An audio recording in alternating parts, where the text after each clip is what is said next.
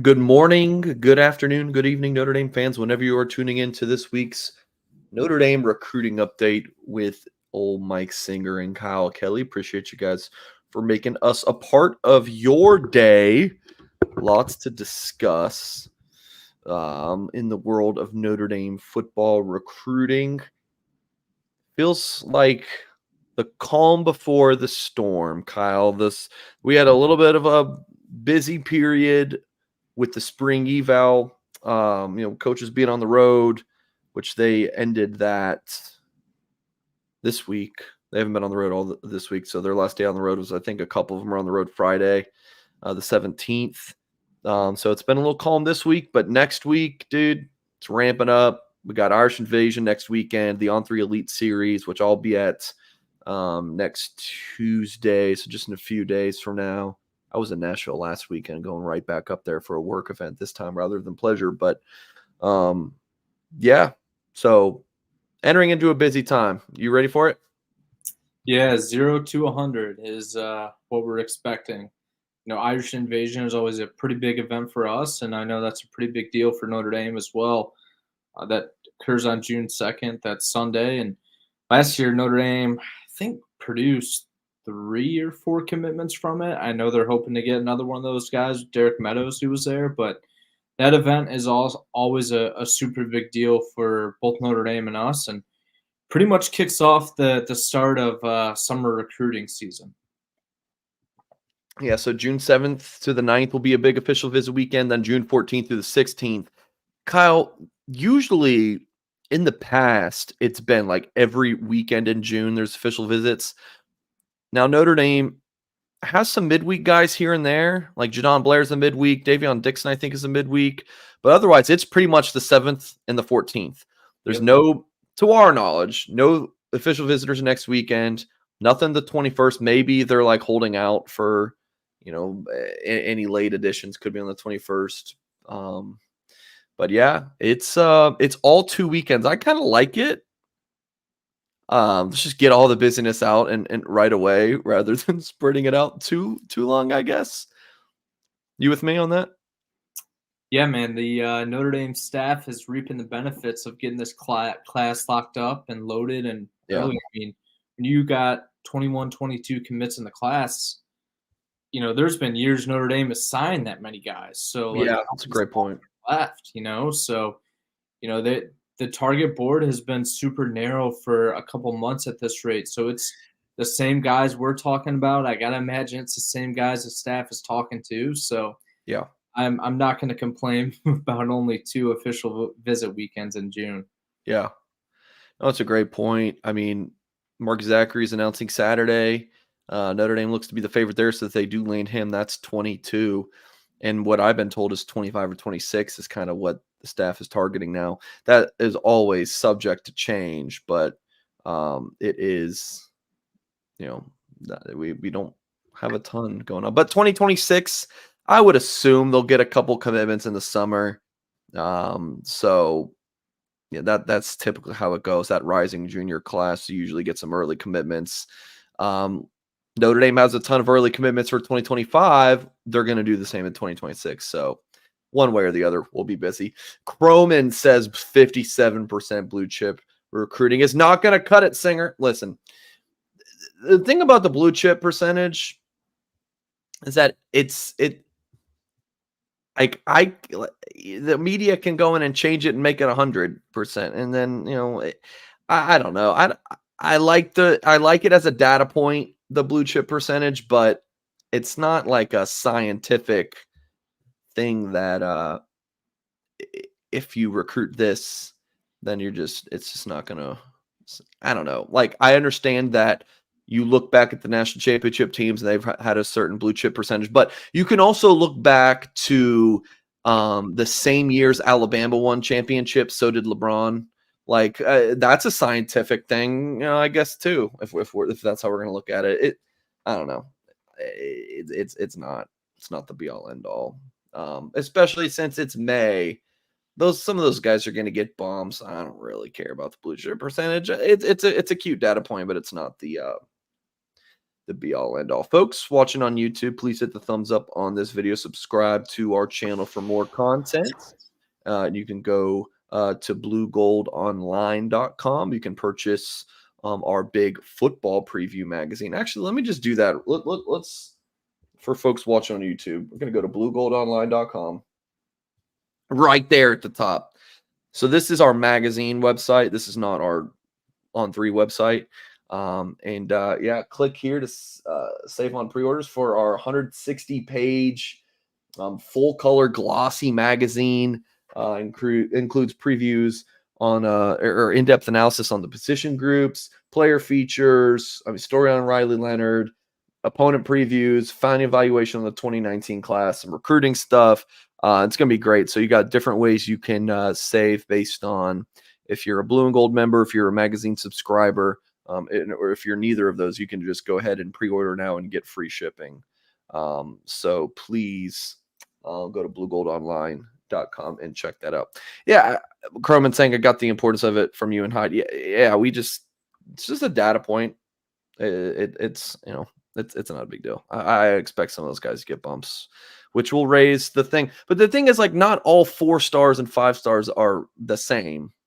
And the blue chip percentage ranks you equally as the number 1 player in the country or the number 400 player in the country. Like, it doesn't really distinguish. So that's the kind of thing that I'm not really worried about. So, like Mark says, got too many 3 stars.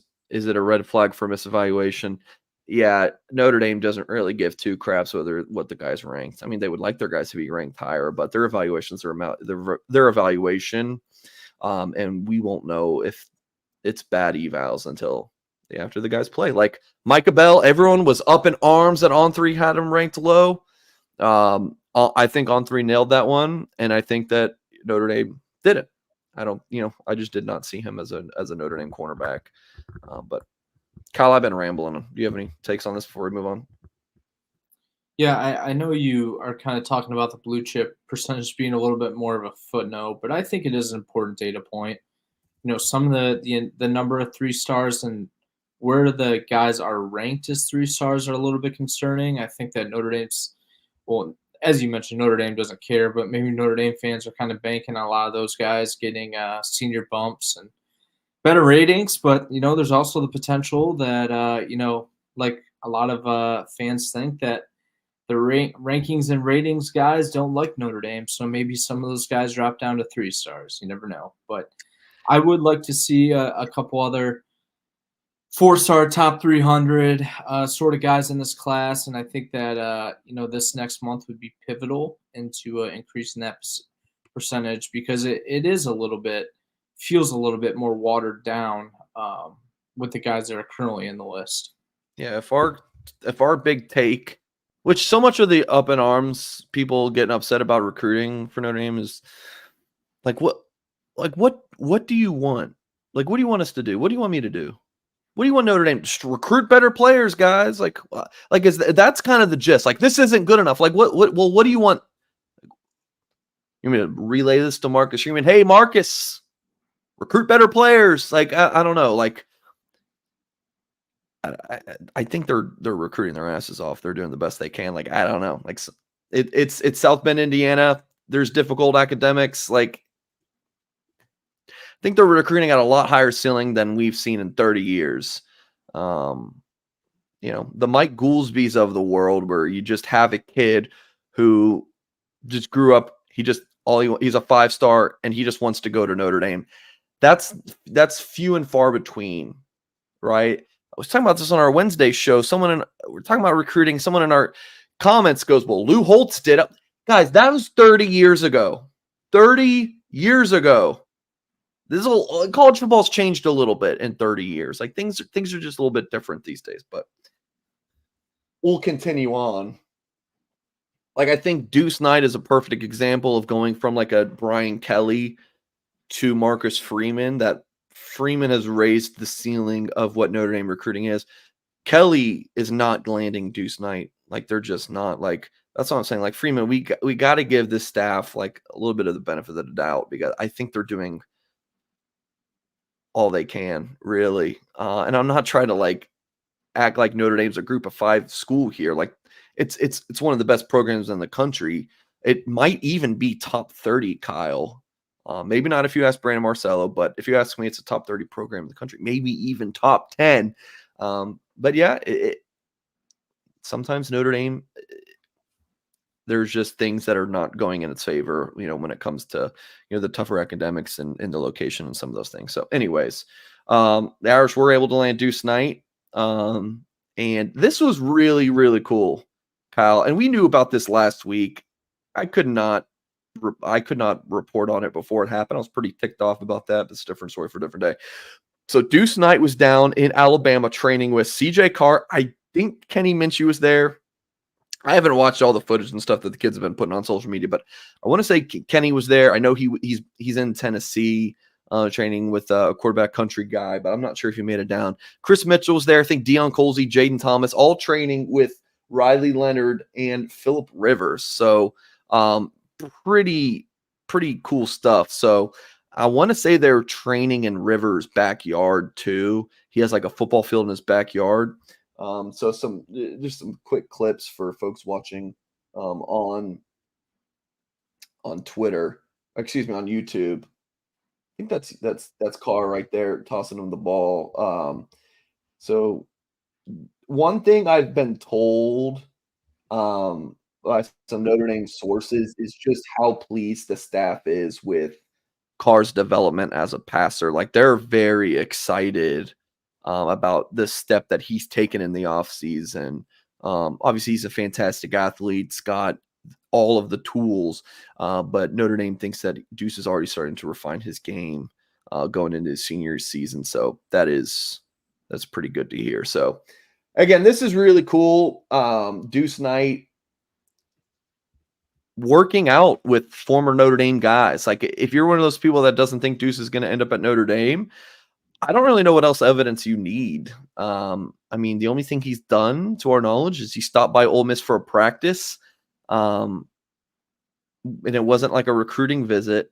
He didn't really do anything. He just watched practice with a couple of his buddies on his way to. I mean, the Elite 11 camp was in Oxford. Obviously, Ole Miss is in Oxford. He just stopped by practice on a Saturday to do the Elite 11 Sunday. Otherwise, all he's done is consistently go to Notre Dame. Made a short trip over, to train with a bunch of Notre Dame guys and Phillip Rivers. Like everything looked really good here. But yeah, I wanted to lead the show with Duce Knight training with these Notre Dame guys because I think that's pretty darn cool. Pretty big deal for Notre Dame.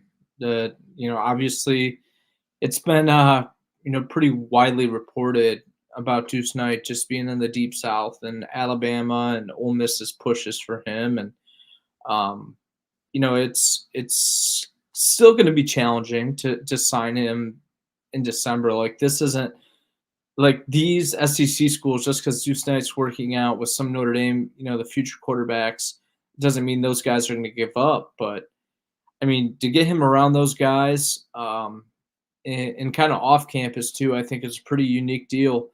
Yeah. And the one thing that I keep coming back to that Duce Knight said in the past, I think he told The Athletic this, was basically that Marcus Freeman told him that, your mind can tend to sway when you're not at like Notre Dame and you're not getting there so often. So that's why, it's a pretty big deal for him to be doing this with Riley Leonard, CJ Carr, those guys, building that camaraderie.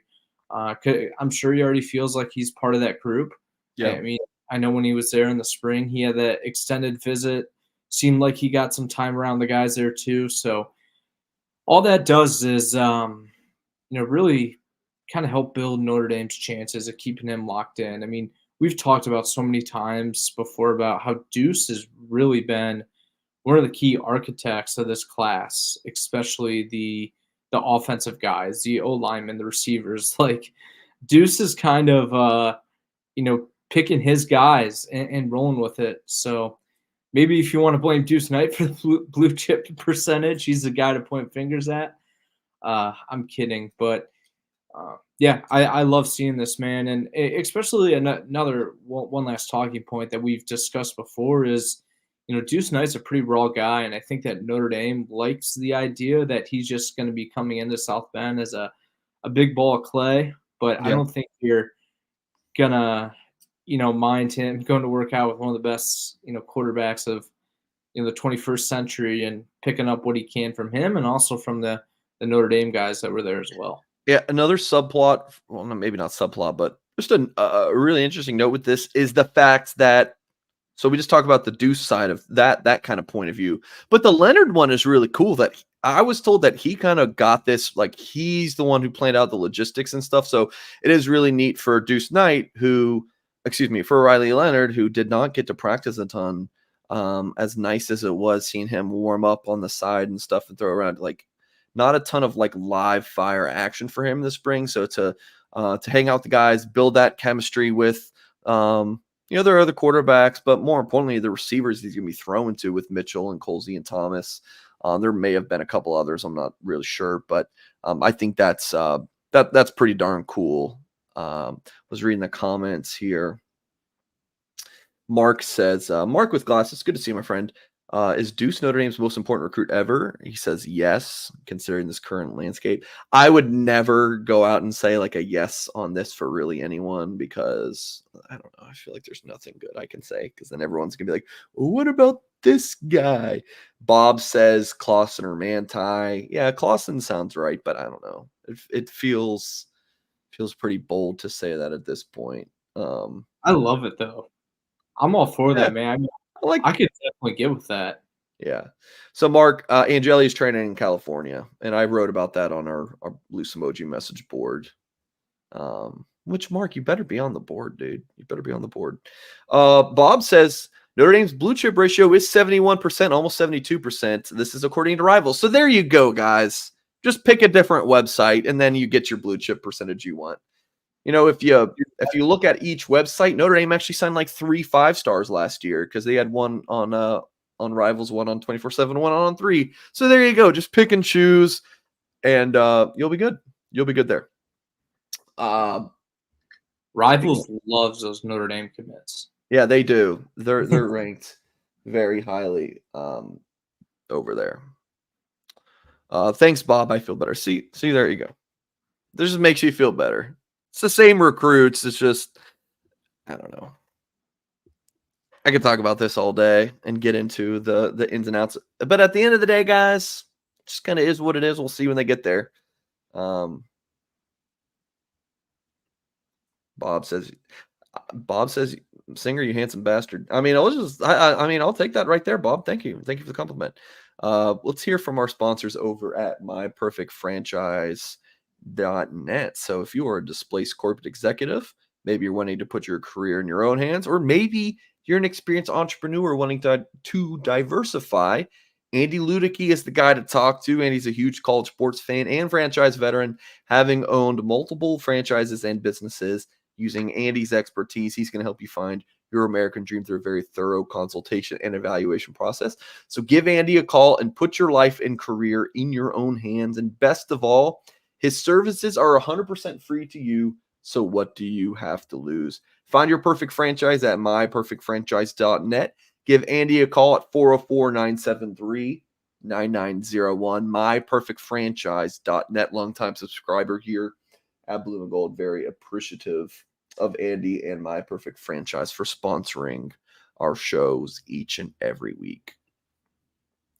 Next talking point here, Mark Zackery, Indy Ben Davis cornerback, 4-star top 100 overall player, down to 4 schools, as we talked about a bunch: Notre Dame, Michigan, Cincinnati, and Florida.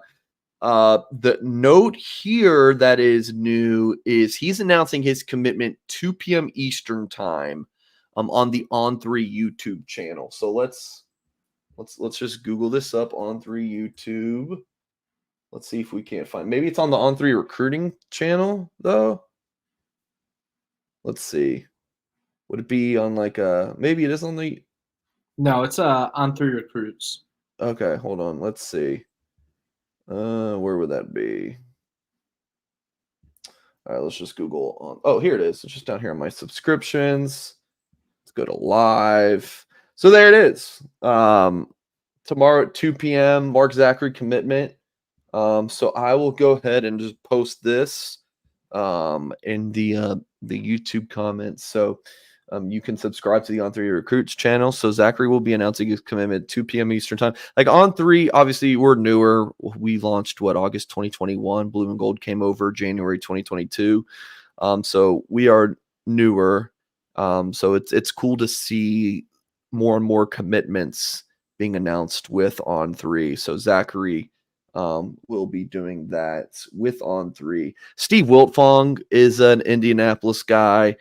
So I would expect a lot of those indie guys to announce with On 3 because Steve does such a tremendous job, not only covering the country, but of course, Indianapolis. So it's been an interesting recruitment, Kyle. I remember logging my prediction for him last August to end up at Notre Dame and writing of the, I did a few in August, as we've talked about many times.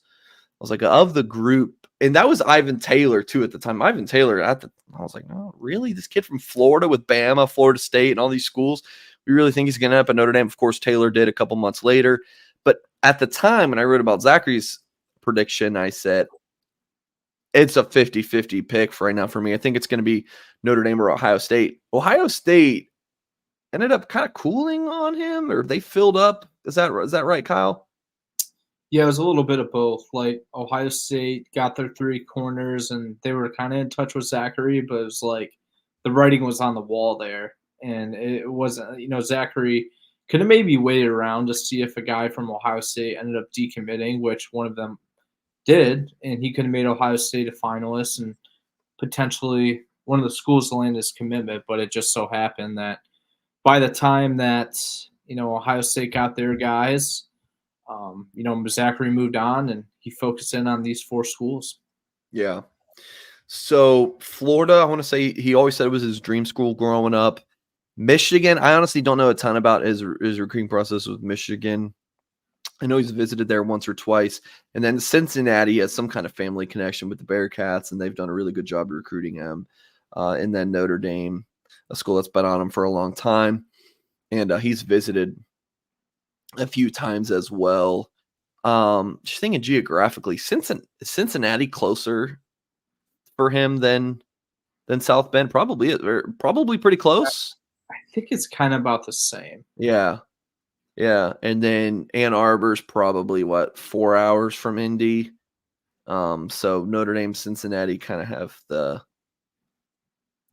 geographical advantage slightly over Michigan, but outstanding basketball player too. So I want to say Indy, Ben Davis won the football state title, and then in the basketball they were runners up. And Zackery obviously a huge part in both. So a tremendous athlete, just overall someone who is similar to Dallas Golden in that just an athlete, really good at football, and that's what you want. I think at corner, refine those skills and then just have an elite athlete and competitor for those jump ball situations. Like I would bet on guys like Mark Zackery and Dallas Golden. So, if Notre Dame's able to land him tomorrow, and then if they're able to land a Jameer Joseph or Janon Blair, I would love to hear from longtime Notre Dame fans, and you guys let me know on paper a better defensive back class for the Irish. Wish we had Lou Emoji still with us because he could give us that answer better than anyone. But wow. How about a better defensive back class in the country? Yeah, maybe, dude. I mean, Ohio State's pretty good, I know. But we're talking if they got it's got to be top 5 at the end of the day in the country, right? Like easily at the end of the cycle. Blue chip percentage looks pretty damn good there. Yeah. Well, now for us, I think Thomas might be an industry. Is Cree Thomas an industry ranking 4-star? Yeah. Yep. Number 32 corner in the class. Cree Thomas is by the rankings metric. Well, Ethan Long's I think number 6 safety, but Cree Thomas is if Notre Dame gets Mark Zackery, Cree Thomas is kind of like an afterthought. Which is almost laughable to say because Cree is really really, and you put him in past Notre Dame classes, he's your number 1 corner. Like the Clarence Lewis class. Corner in this class, man. The Yeah, Clarence Lewis class or like the Philip Riley, Ryan Barnes class, like 2022 was Ben Morrison. I'm just thinking back 2019. I mean, Cam Hart, but he was a receiver. Like it's outstanding. Like I can't talk about this enough. At corner and safety is really good too. Like my favorite player of the class is probably Ivan Taylor. Super pumped about him. So it just goes to show you how important the on-field results are. Like Notre Dame can just point to Kyle Hamilton, Xavier Watts, Defensive Player of the Year, Cam Hart, who was a highly touted draft pick, Ben Morrison, potential first-round pick. Like, yeah, I know Mickens has developed those guys, but like, how much legwork does Mickens even have to do on the recruiting trail? So my thought on this is it just makes it easier to recruit those guys because instead of selling a promise, right? Because the connection side of things is always going to be so important and the academics and all those things. But when it comes to the football field, instead of telling you, hey, this is what we can do, we just haven't been able to do it yet. We need guys like you. That's always a pitch. But it's better to say, hey, look at this. This is what I've done here. And like Denbrock can say, hey, here's what I've done on the LSU. That's nice. But when you can say, hey, I've done this at Notre Dame and it's been in the past couple years, that is, Mark says having proof is nice 100%. So, data point, a big one. That's a big data point in recruiting. So, yeah, good point. Every once in a while, Kyle Kelly just has a nice point. Tell you what, man, just to change the conversation a little bit. I wanted to change the conversation too, but I'll do mine after yours. What's up? No, I'll just say this. I just hope that Notre Dame in the future can start to say that about wide receiver. That hopefully that this year's kind of a building block to that, where Jaden Grayhouse steps up, and you got all these grad transfers, a new Mike Denbrock offense, and you can finally go out there. Some of these marquee receivers are recruiting and say like, "Hey, I would point football." Yeah. I would point more towards D-line, not receivers. Dude, receiver on paper has been out. Receiver recruiting has been outstanding for years. Maybe not outstanding. It's been really darn good. They just get 4 stars across the board. They get 4 stars every single class, like loads of them. Right? Like 2021, Colsey, Styles, Thomas. 2022 was just one in Merriweather. But 2023, they're transferring out, but it's on paper like Greathouse, James, Flores, 2024. Cam Williams, Saldate, Gilbert, like KK Smith I wrote about him this week. My sources are raving about him. So on paper, receiver recruiting has been really darn good. It's just these guys got to start panning out. There's just so many good receivers, and they're everywhere. The D line that they got to start hitting to up that recruiting, which is kind of where we're going to talk next. But the whole news about, and I'm not great about following the legalese and the different rulings about NIL and this, that, and the other That's thing. my job, baby. Is it okay? Just somewhat. Yeah, Jack Sobel, I think is a good with that. Patrick Angle was always fantastic. We've just kind of made Jack that guy. Like, I don't know if Jack's that guy, but I think like because Patrick was so good at it, we're just like expecting Jack to be the lead. They're so darn similar. Jack, some of his family members got a law background, so maybe that's in his blood. But schools being able to directly pay recruits now,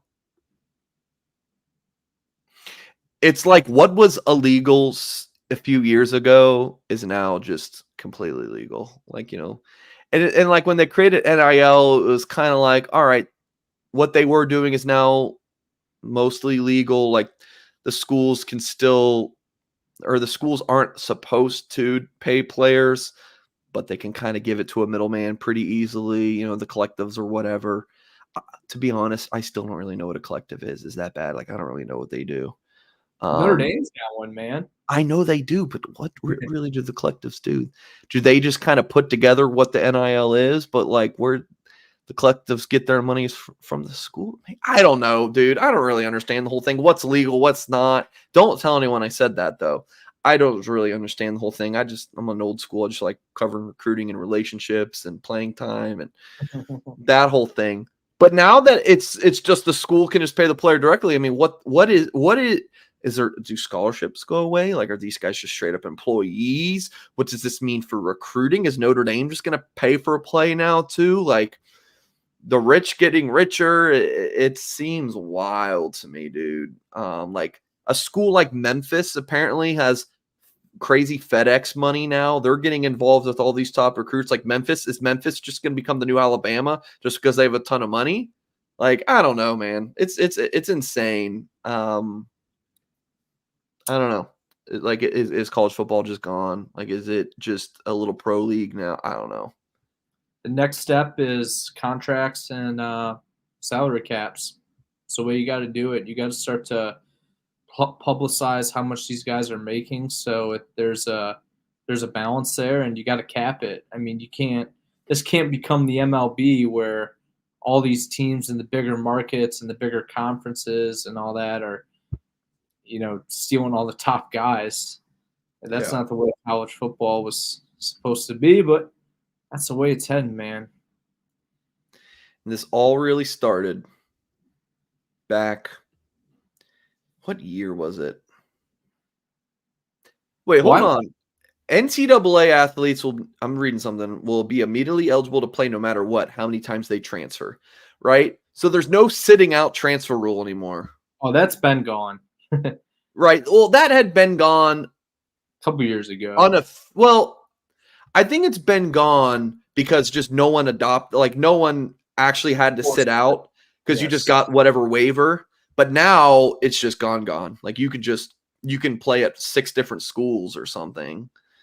That's why that's why I think a lot of these collectives are going to start demanding contracts because you can't you can't just leave, take money and leave. Dude, switch it. But then it protects the players as well because that saves them from being hypothetically cut from a program. So the other thing is I'm pretty sure they're gonna this new payout or however you want to describe it. I think it eliminates the 85-man scholarship limit too. So. Yeah, crazy. A lot of people say like, you don't need scholarships, just pay the scholarship and NIL money. Which I feel like I haven't really seen a lot of that, but that's the world now, right? Right? Yeah, I mean, pretty much. So this all started like 6-7 years ago with the or maybe not even that long ago, the one-time transfer rule that you could transfer once and not have to sit out. That was the first in my opinion, the first taking the toothpaste out of the tube. And then ever since then, it's just gotten more and more player friendly. And then NIL in 2022, I think, maybe 2021. I want to say 2020 I think was the first season of it. 21? Yeah, 21's first season. Yeah, because it was still COVID time. Yeah. So and 22, it just it unraveled. Yeah. So maybe it's great. And we still like on Saturdays when Notre Dame is playing, it's still the same thing as 20 years ago, 30, 40, 50 years ago. Like it's still Notre Dame on a Saturday on NBC, like just how you like it. But the game and the roster management and all, it's just a completely different world. So it's all fun and games until there's a guy sitting out because he hasn't had the payout to play that week. Yeah. So Gordy Sulfsted committed to Notre Dame was it Sunday? Yeah, Sunday. So I talked about this on my Wednesday show about how I had pre-written like 2 weeks or something before Jalen Wiggins was going to officially visit Notre Dame in June, and I was off last week at the end of the week and scheduled that story, scheduled the tweet ready to go, and get a call after I put it out there that it was no longer happening because Gordy had committed to Notre Dame on Friday. So I looked like an idiot there for a minute, but it's nothing new, nothing out of the ordinary. So Gordy Sulfsted got his offer from Notre Dame a week ago today, jumped on his scholarship opportunity. Notre Dame looks to be done on the defensive line. So I've talked about this a good bit in videos with Tim this week, but Kyle wanted to get your thoughts on Gordy Sulfsted. Like, do you think that they should have, held out for the possibility of getting Jalen Wiggins? What do you think about Sulfsted as a player, this recruiting process? I'll just give you the floor here. Yeah, I'm not really sure what the urgency was behind this one to get it done, because they were able to get Gordy in the class before he even really visited campus. I mean, I think you said he was maybe there in the spring. He did visit in April, mid-April. Yeah, so but still, I think that Gordy's a guy that would have gone to Notre Dame no matter what. So let me interrupt you because so they offer him Friday, and then he wants to commit. Do you think they should have said no? And then what? And now that doesn't look good. Now you might have just damaged the relationship, and you may not be able to land him. I just personally felt that they should have waited, and I've said this about a lot of the guys and I've said this about 26 quarterback recruiting, which I've been dogged about it, like, the patience behind some of those guys. Like, I just don't know what the urgency was here to take his commitment when you have a senior season upcoming. But you can also throw that out the window because, I feel like 80% of these guys want to get locked in and they just put their recruitments behind them by the time senior year gets started. But I will say, I know there was a lot of argument on the Loose Emoji message board. I think it's probably one of our most popular threads of the year when Gordy Sulfsted committed about whether or not he should have been a take or not. And although I was the timing, I was a little confused by. I think the decision was absolutely the right one. I think this is a guy that, if you do offer it, he has the pedigree and the profile that you have to add him to the class. He's a really raw player. He's a guy that kind of grew up, from my understanding, as a basketball guy. And that's where you really see a lot of his excellent handwork and footwork on tape, is because he's a big man in basketball. Obviously, the hand-eye coordination is pretty impressive, and he's got the footwork to pair with that. So he's just kind of really getting his feet under him on the football. Yeah. And you started to see it last season. I mean, he's just a bigger guy, and he's pretty dominant. They moved him around all over the field on defense. Obviously, as you see here, played tight end on offense as well. It's pretty impressive. He reminds me a lot of Joe Reif, which is interesting because they kind of hold the similar profiles. And when I talked to Joe Reif a couple of weeks ago, they said Notre Dame's comparing him to Josh Burnham, which makes sense since they're comparing Gordy to Riley Mills. Yeah. So, Josh, they see Joe Reif, strong side defensive end, and then Riley Mills, and Gordy Sulfsted is that 3-tech guy. And the one thing that I know is also of concern here, and I outlined this in my 5 thoughts column that I ran on Monday after he did commit, was that I know Gordy is super light. He's about 235 pounds, and some of the pictures of him right now, he looks like a tight end with the weight he's carrying, but his dad played in the NFL at 6'3", 320. And so I don't think getting weight on this guy is going to be much of an issue. And once he does, I mean, he's got that motor.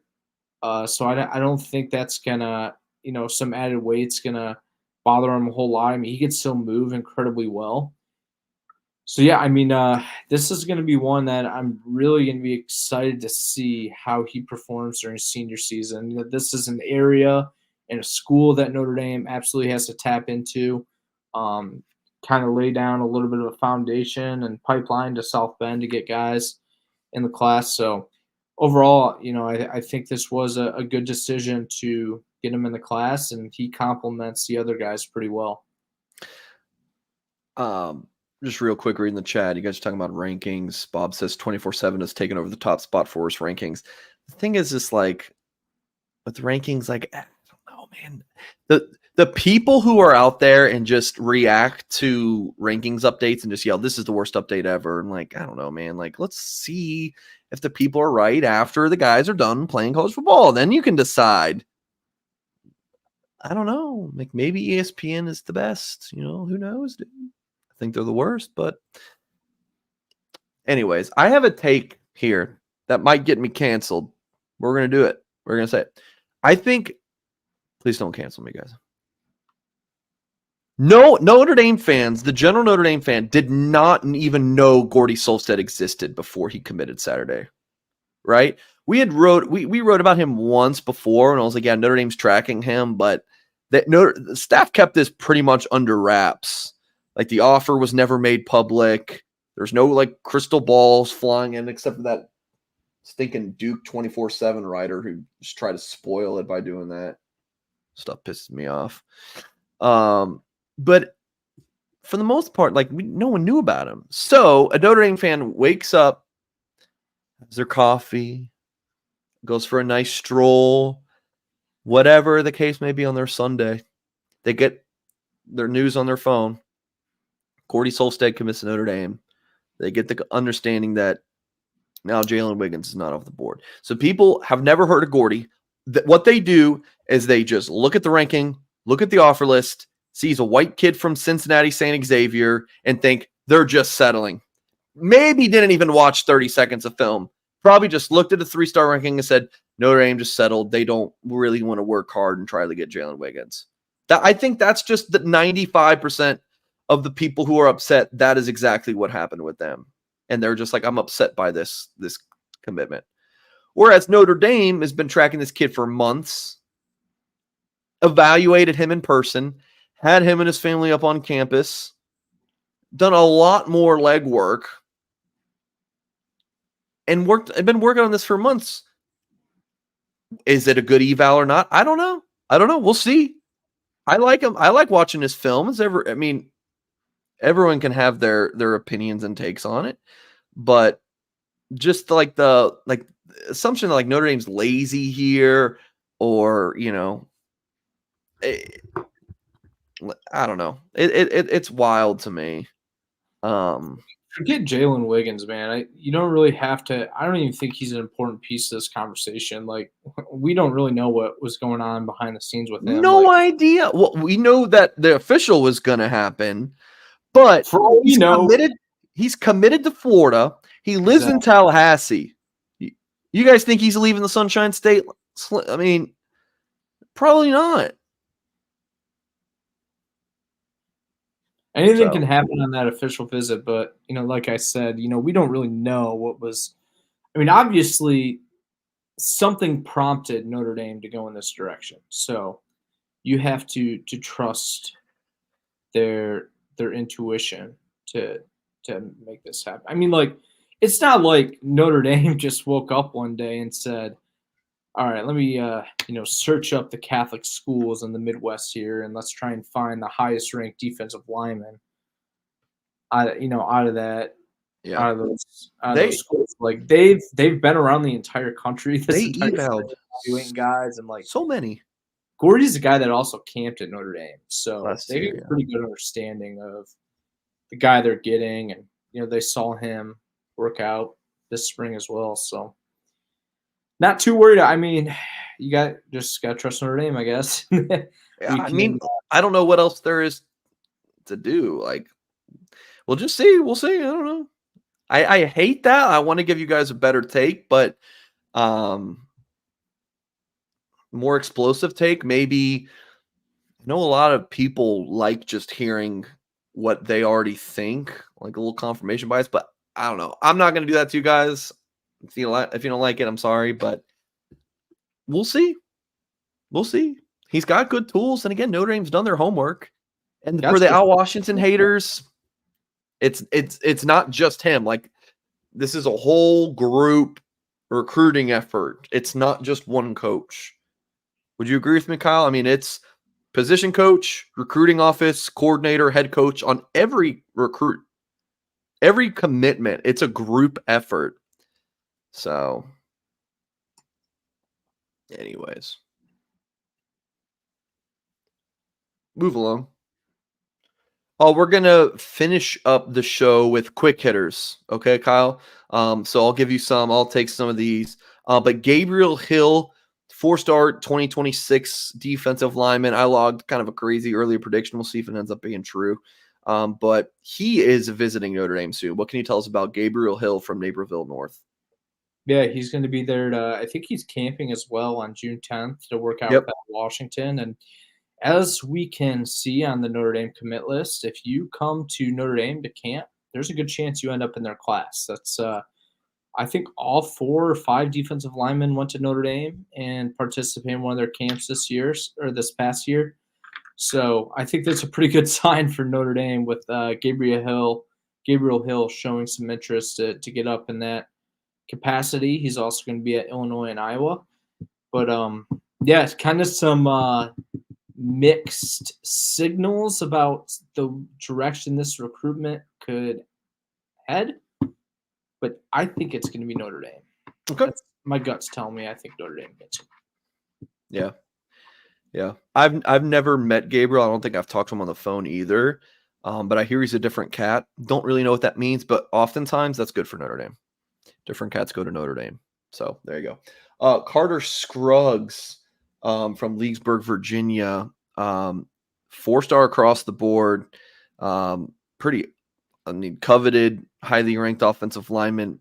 Visited Notre Dame this spring. He is going to be at Irish Invasion on June 2nd. Really excited to I was about to say I'm excited to see him, but honestly, I'll probably send Kyle to the offensive lineman while I take the sexy quarterback receiver positions. I send Kyle to go watch the line. Kyle, you're a lineman.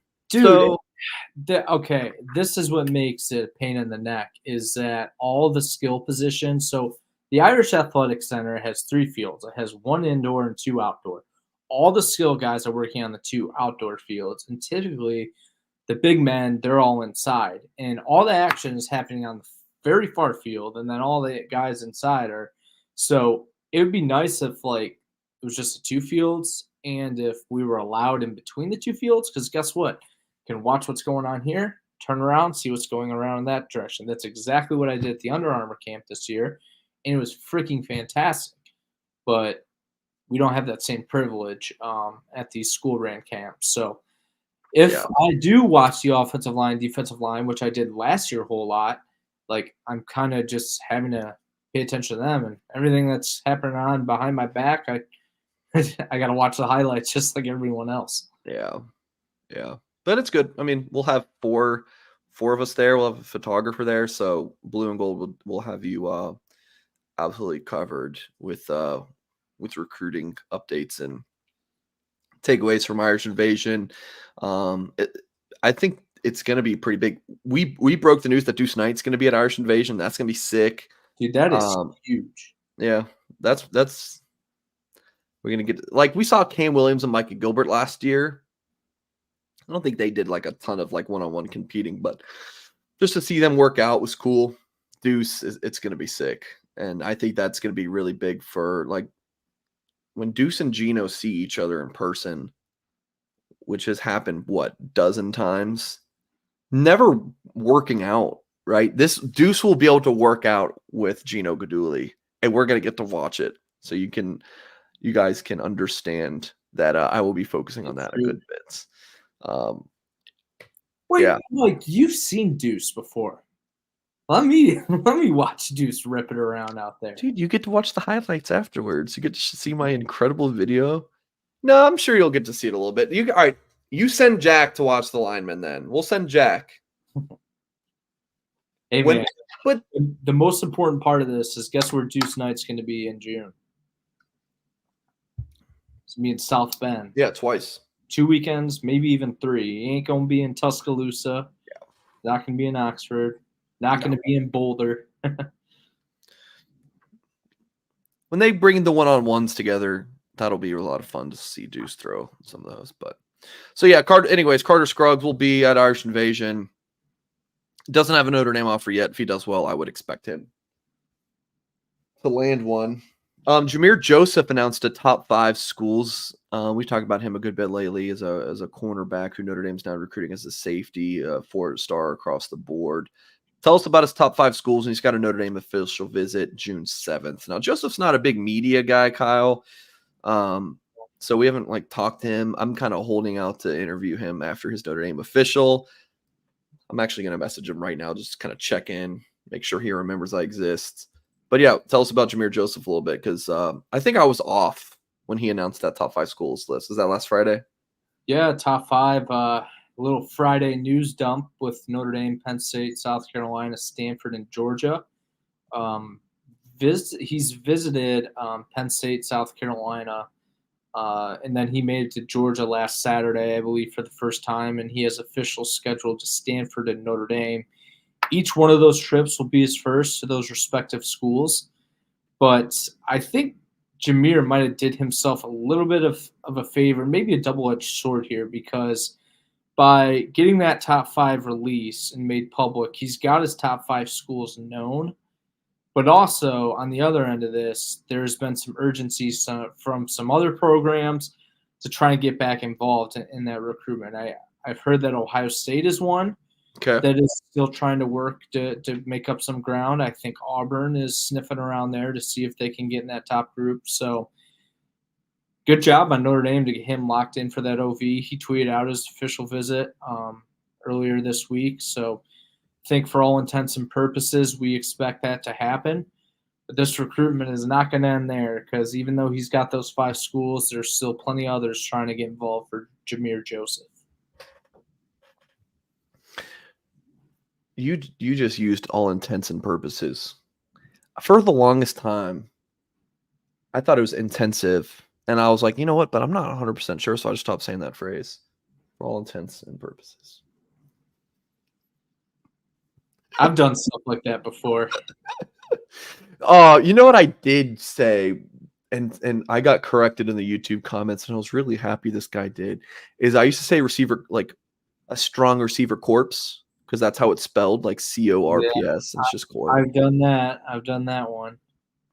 How about this? You'll get a kick out of this one. Because you're the pronunciation guy around here.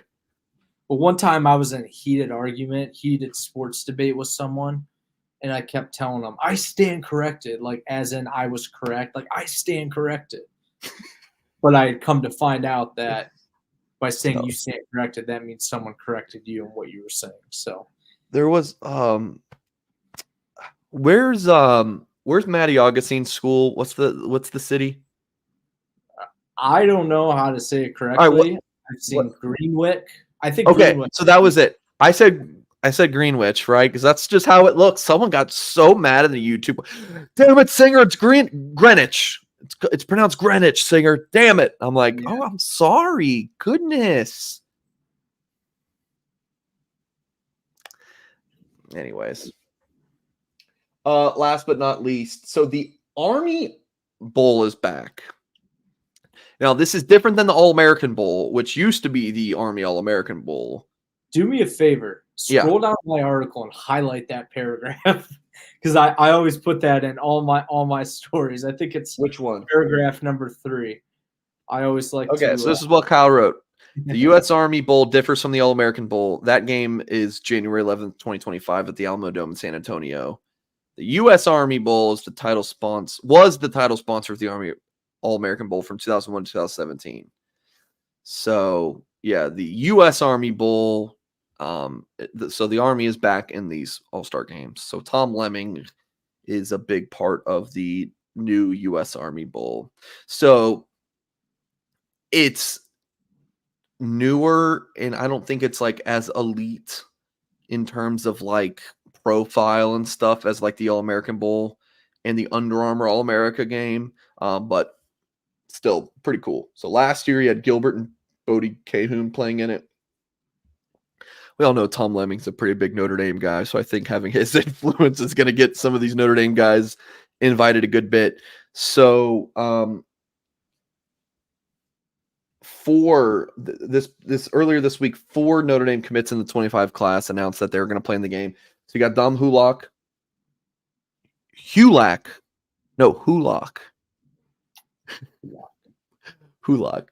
Dom Hulak, Ko Okia, Joseph Reif, and Justin Thurman will all be playing in that game. And The Ford Center. That is this the Cowboy Stadium? No, that's not it, right? Practice facility, which is a S- stadium for Right. many Okay. other purposes. December 21st. That's the day before my birthday, so I hope you're not Your busy. birthday is the 22nd? Yes, sir. Oh, my wife's is the 23rd. That's cool. See, I probably won't be able to go to that in uni either. So I wouldn't mind going down there. Oh, okay. All right. Seeing Happy them birthday. Chicago foods. All right. Well, there you go. So you'll be at an airport on your birthday then. Come back. We'll send Borka down there. He's a Texas guy There you go. for the There you go. holidays. December 21st will be right before Notre Dame's got a first round playoff game or something. Yeah, it's probably more of his focus, Notre Dame in the playoffs, hopefully. All right, Kyle, fun show. Did not plan to go 55 minutes, 56 minutes here, but fun as always. I got to go do some yard work, some extra work, and then I'm going to be gaming the rest of the night.